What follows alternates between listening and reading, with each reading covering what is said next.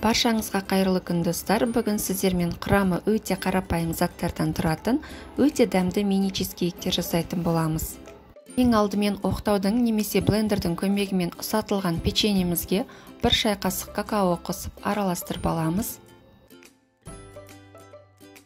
Оған ерітілген сары майымызды қосып, тағы да араластырамыз. Біздің қамырымыздың құрамы сулы, құм сияқты болып шығуы керек. Осындай кекстің силиконды формаларына 1 ас қасықтан толтырып, қамырларымызды салып шығамыз. Және де шай қасықтың көмегімен осылайынан қамырларымызды біркелкі етіп біріктіреміз.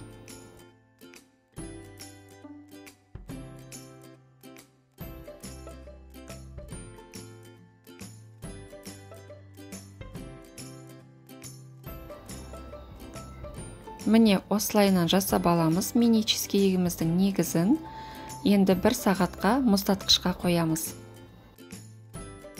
Желатинімізге қайнатылған суық суымызды қосамыз, араластырып бұқтырамыз. Енді ірімшігімізге қаймағымызды және қант ұнтағын салып, блендердің көмегімен біркелкі тегіс масса жасаймыз.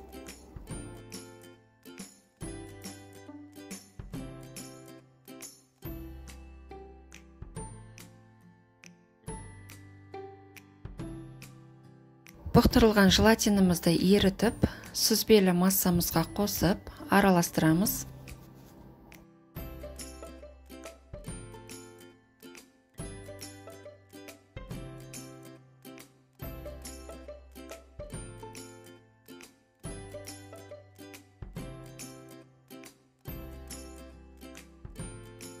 Массамызды тоңазытқыштан шыққан формаларымызға құйып шығамыз.